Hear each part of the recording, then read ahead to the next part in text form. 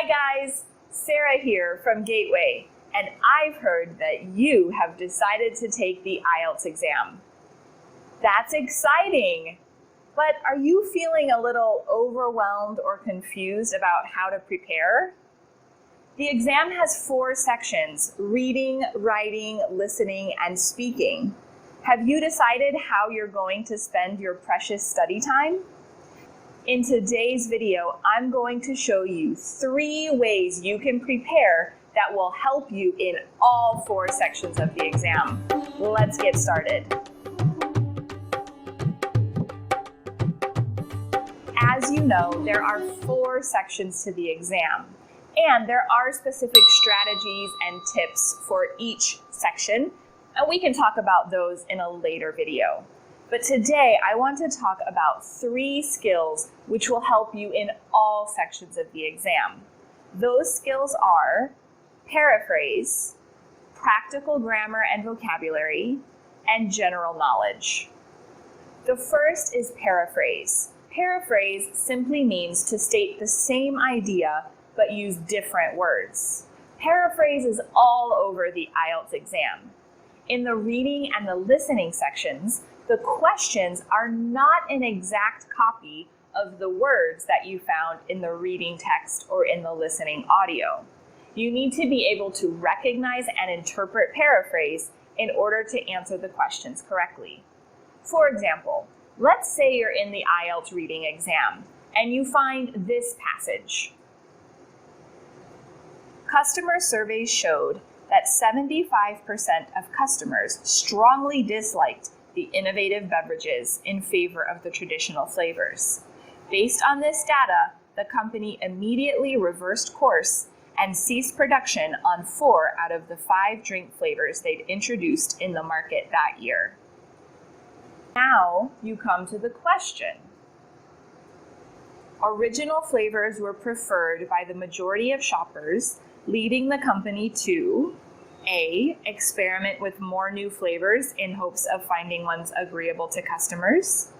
B, do more surveys to find customers who did not like the new drinks. C, stop making the old types of sodas and return to their previous products. Or D, stop production on the old flavors and make the new ones even more available. Compare the text of that question to the wording from the article.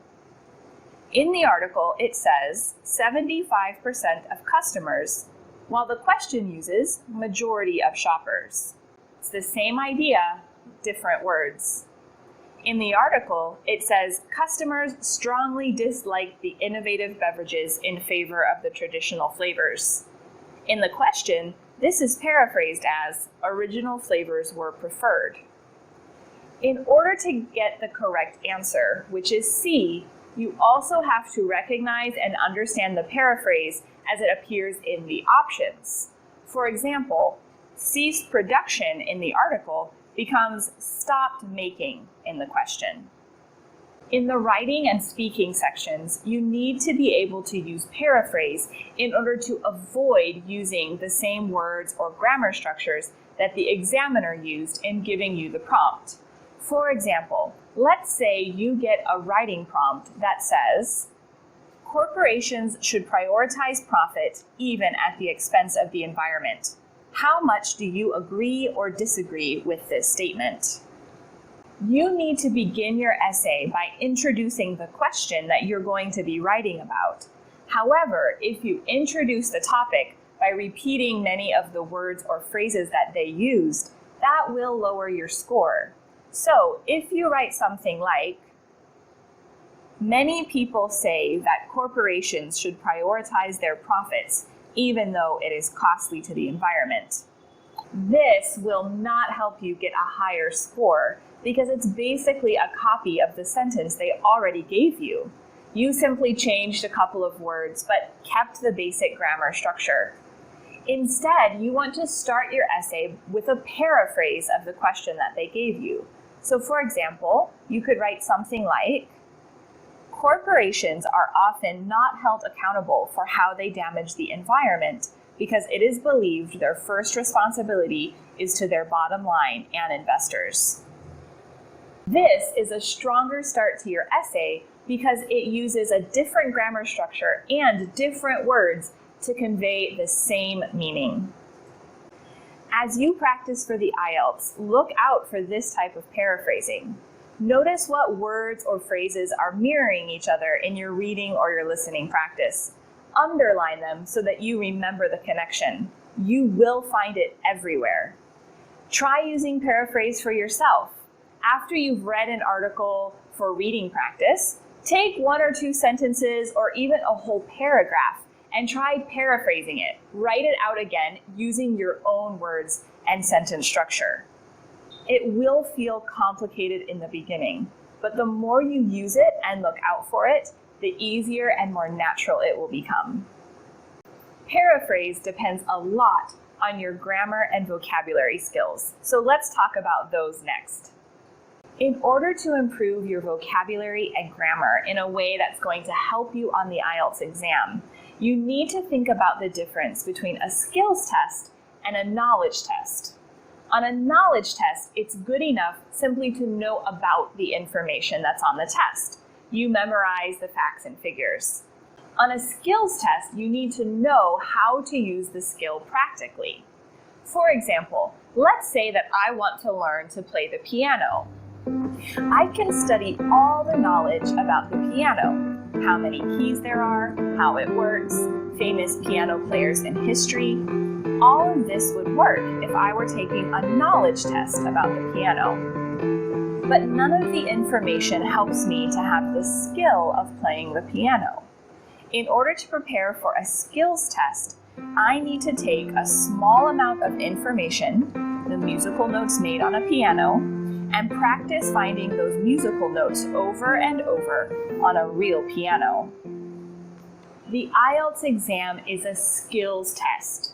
It won't help you to have a long list of grammar points or words with their definitions memorized if you can't use those things practically in communication.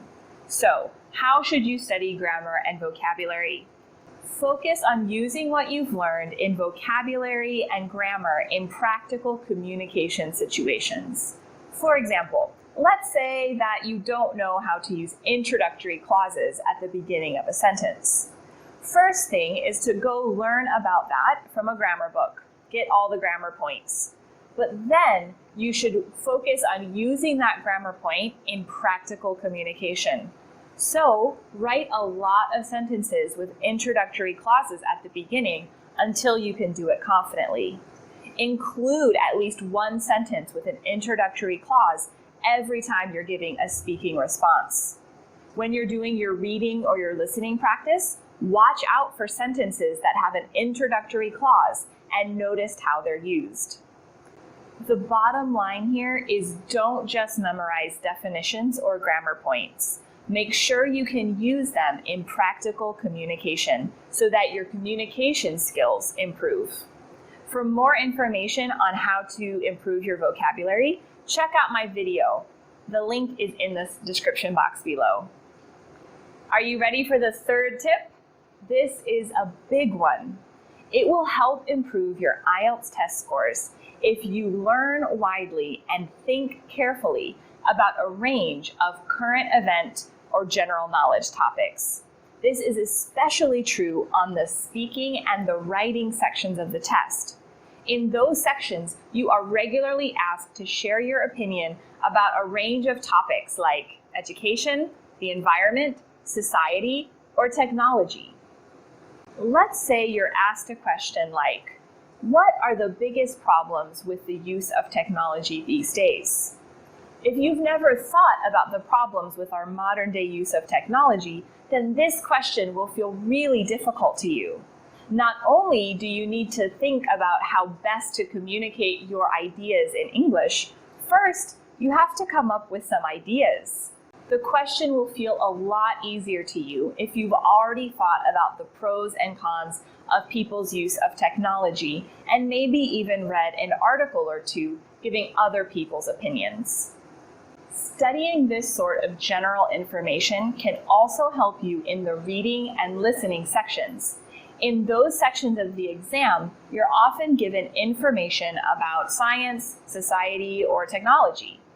Reading and listening to material on a wide range of topics will expose you to a lot of different vocabulary, and it will help you feel confident in understanding whatever topic comes up.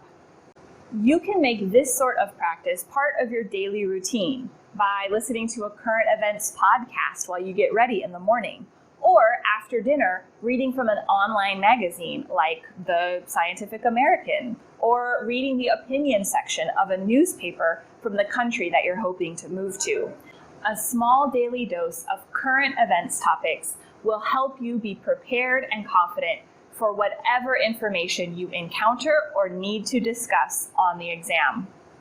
So, do you feel ready to take the IELTS? Practice these 3 skills and they will help you in all 4 sections of the test. And please, don't hesitate to call us here at Gateway if we can help you prepare for your IELTS. I'll see you in the next video. Good luck!